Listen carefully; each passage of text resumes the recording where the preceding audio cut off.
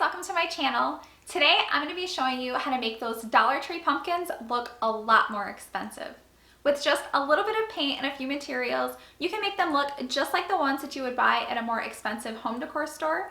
If you guys want to see how I transformed my Dollar Tree pumpkins, then just keep watching. For the first two pumpkins, I'll be using these foam pumpkins from Dollar Tree, Waverly chalk paint in the color Plaster, fabric, mine's from Hobby Lobby, Jute, matte Mod Podge, Floral picks from Dollar Tree, raffia, scissors, my hot glue gun, craft sticks, pliers to cut my stems, paintbrushes, and foam brushes.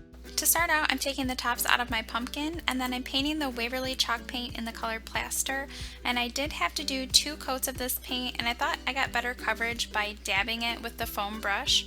Once I got my pumpkins all painted, I started cutting my fabric out and I cut them about 1.5 to 2 inch thick strips, and then I just measured it around the pumpkin and cut off the excess. I'll be using 2 different fabrics and I'm measuring and cutting them both the same. I didn't cut an exact number of strips out, I just cut a lot of them because I knew that I was going to be needing to cover 2 pumpkins. Once I have all of my fabric strips cut, I'm taking the Mod Podge and I'm just painting it right onto the pumpkin with my foam brush, and then I'm placing the fabric on top of the Mod Podge. And since the pumpkin has a lot of lumps and bumps, your fabric's not going to sit down flat, but I'm taking my fingers and just running it along the fabric to press out any bumps the best that I can. For every strip that I glued down, I am going to be overlapping it on the previous strip that I glued down, and I'm placing the Mod Podge right on top of the fabric and also on the pumpkin, and then just smoothing out any lumps and bumps the best that I can, and then repeating this step over and over again until my pumpkin's completely covered in the fabric. For this pumpkin, I did 2 strips of the striped fabric and then I did 1 of the farmhouse fabric, and I just continued that pattern for the whole pumpkin. Now that I have my fabric all glued to my pumpkin, I'm going to be making the stem. For this, I'm taking the craft sticks and snapping them into 2 so that they are shorter, and then I'm going to be hot gluing 6 of them together. Next, I'm going to be using some jute to wrap around my craft sticks, and I'm going to be attaching it using some hot glue. Every few wraps, I place a little bit more hot glue so that my jute stays in place. Once I get to the end, I just cut off the excess and hot glue the tip down. I'm attaching my stem with some hot glue. I'm putting the hot glue right on top of the fabric and then placing the stem on top of that. Next, I'm going to be adding some raffia around the top of my stem, and to do that I'm using some hot glue once again. And I'm adding some more raffia, but this time I'm gluing it down in the opposite direction. Here I'm cutting off the pine cones from the floral stems that I had picked up from Dollar Tree, and then I'm going to be hot gluing them right on the top of my pumpkin. And that was the last step for this pumpkin. Let's go ahead and move on to the second fabric covered pumpkin. Since we already have the pumpkin painted, I'm going to go ahead and place the Mod Podge right on top of the pumpkin and then place the fabric over top of that, just like we did on the last pumpkin. Only on this pumpkin I'm using a little bit more Mod Podge than I did on the other one. I found that using a little bit more glue helped saturate the fabric really well, and then my fabric was able to stretch out and lay down on the pumpkin a lot better. For this pumpkin, I'm using just the 1 striped fabric, and I'm doing the same method I did on the last pumpkin. I'm overlapping each strip that I place down. I'm placing the Mod Podge on half of the fabric and half of the pumpkin, and then putting the fabric over top of that until my pumpkin's completely covered in fabric.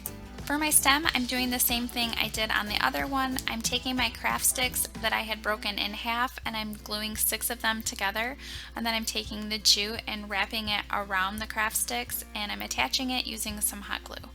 I'm then going to be attaching the stem on the top of my pumpkin using some hot glue, and for this pumpkin I'm going to be attaching some jute around the entire pumpkin going along the sides, and for that I'm just taking the jute, I'm hot gluing it at the very top by the stem, I'm bringing the jute down and then hot gluing it on the bottom, and then repeating that step until it's covered. Next, I'm making a bow out of my jute. I just wrapped it around my hand about 5 or 6 times, and then I'm taking a piece of this raffia and tying it in the middle of the jute to make my bow. I cut off any extra long pieces, and now I'm going to be taking the raffia and I'm going to be tying it around the stem and then hot gluing it down. I'm now taking a second piece of raffia and I'm tying it around the stem the opposite direction and then hot gluing that down as well. I'm then cutting off any extra long pieces of the raffia, and for the last step, I'm hot gluing the bow that I made right on the top of the front of my pumpkin. Now I'm going to be moving on to a pumpkin with a floral arrangement. For this one, I'm using a foam pumpkin, folk art chalk paint and castle, lace ribbon, a utility knife, floral picks from Dollar Tree, scissors, my hot glue gun, Spanish moss, foam brushes, and floral foam. To start out, I'm painting my pumpkin in that chalk paint in the color Castle, and I did 2 coats of this paint. Once I got my pumpkin all painted and my coats of paint were dry, I took my utility knife and I'm cutting out the top of my pumpkin. Once I have the top of my pumpkin all cut out, I'm then going to be taking the floral foam and I'm going to be cutting it in half so that it fits inside of my pumpkin. I'm placing the floral foam right inside of the pumpkin side by side. Next, I'm going to be attaching this lace ribbon to the sides of my pumpkin. I'm putting a little bit of hot glue on the inside of the top of the pumpkin. I'm bringing the ribbon all the way down the side of the pumpkin and then I'm hot gluing it on the bottom. And I'm just repeating this step over and over until it's completely covered in ribbon around my pumpkin. And I did about 2 or 3 inches between each ribbon. I wasn't really measuring it, I just kind of eyeballed it. I've got my pumpkin all finished on the outside. Now I'm going to be making the floral arrangement. I'm taking my pliers and I'm cutting off the stems of all of the floral, and then I'm going to be placing them in the floral foam that I had already placed inside of the pumpkin.